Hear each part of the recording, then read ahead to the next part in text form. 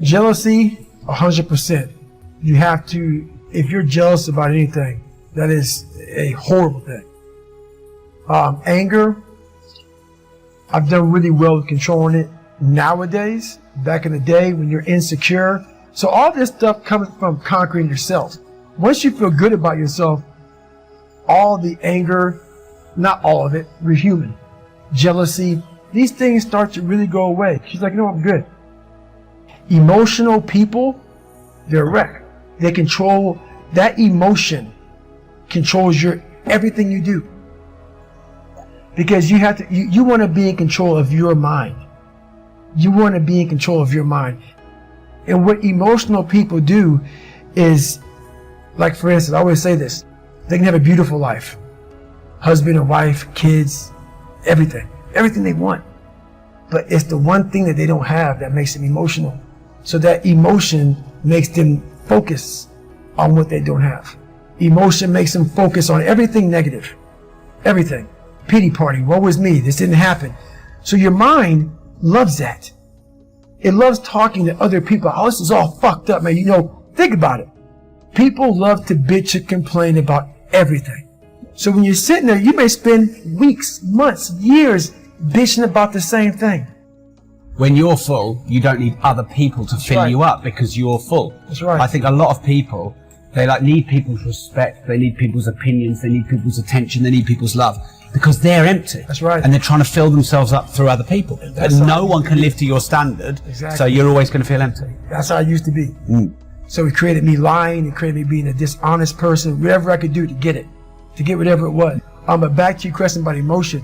I'm a very emotional person. So I'm very passionate. Because it took a lot for me to be who I am today. So I'm very emotional. But it's just the passion in me about the sacrifice I put into being who I am. So I got this award for the VFW called the Americanism Award. And I'm speaking in front of like 5,000 veterans. And I get the award and I'm thanking people and I turn back to my mom and look at her and for 58 seconds just cry. Because I had a chance at that time to look and see what I've accomplished, where I came from. I wasn't trying to hold it, but I had to get myself together to give my speech.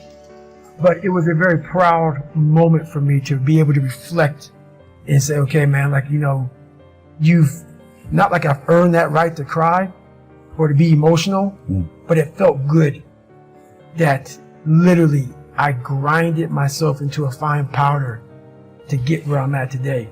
And it just came out in that way. So, yeah, emotion is a beautiful thing. You don't want to, if you're emotional, that's bad.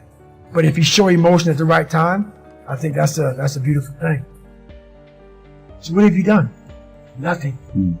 There's no solution in that. But most of us live there. Oh, this other guy got the pay raise. The other guy got this. The other guy got that. And we live in this emotional state of, woe is me. Nothing gets accomplished. Nothing gets accomplished. What I'm doing now, there's not enough fuel in my past. And once you sort it out, that flame goes out. It is a very, very powerful thing, but it can't overcome everything. I was angry once I was able to uncover the rug and look at all these different shells that I collected over the years and say, wow, that fucked me up. And that one fucked me up even worse than that one. And shit, that one was real bad. And because what happens is when you start to collect all these shells, and these shells are bad things of your life, and you put them in your nice treasure chest and you hide them, you know, because it reminds you of where you're at, but you don't want to visit them all the time. When I started visiting these shells, I was like, my God, man, this was it was a tough way to go.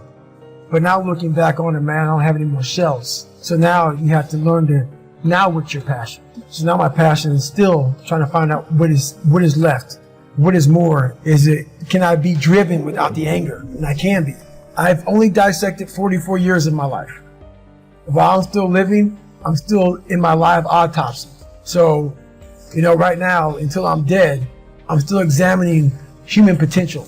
How far can the mind go? How far can we go as human beings? So that's, you know, I call myself the Stephen Hawkins of the mind. You know, he was obsessed with everything he ever dove into.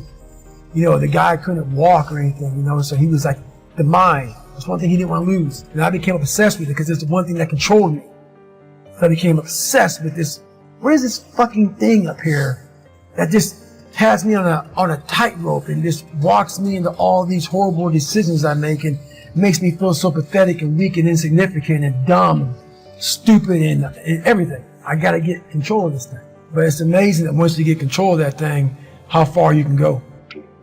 I think pushing yourself physically is the number one factor of life. It's 44 degrees and it's nice and rainy outside, but no one cares about that. It's not about the rain. It's what the rain represents. Life is always giving you a test, trying to give you a way out, trying to give you an excuse not to show up. This is my excuse today. But guess what? You gotta have the mentality to show up every fucking day of your life, no matter what life throws at you. It's our responsibility to show up to the Coliseum of life, prepared for fucking battle. I don't care what you're going through, what life's throwing at you. It's your responsibility to find your new 100%. Take it upon yourself to do that. Stay hard. That is the true spot where you can really dive deep into. Life's about self-discipline. It is about self-discipline. We tend to do the things that are easy. And that is it builds no mental toughness. It builds no mental hardening. It builds nothing. When you working out is where you can build that the fastest.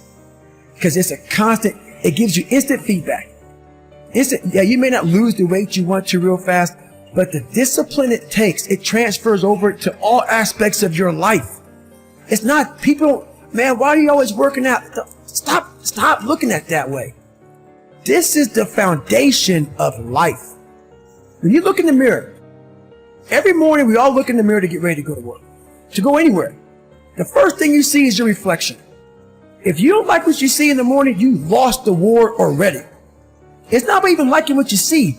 It's about looking in the mirror and you may start, man, I feel different. That reflection is not everything. It's a feeling you're supposed to get. So you have to, in life, once you leave your house, the war begins. In your house, you have some control. And that reflection in the mirror, you have to control that reflection in the mirror. That's how you start your day. If you leave your house feeling like, okay, I can fight. I've established the mentality to fight. And all that comes from working out.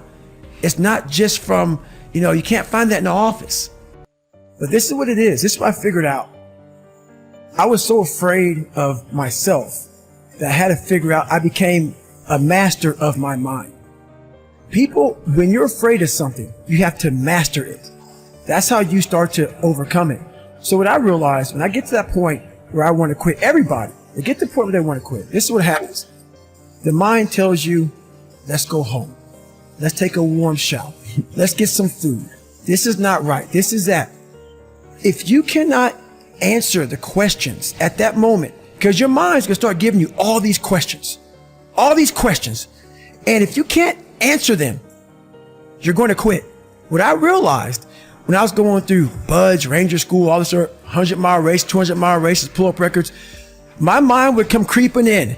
Like when I was doing 4,030 pull-ups at 2,000 pull-ups and my hands were ripped open, my mind said, look, brother, we've done all these other things. You've proven yourself. You're good.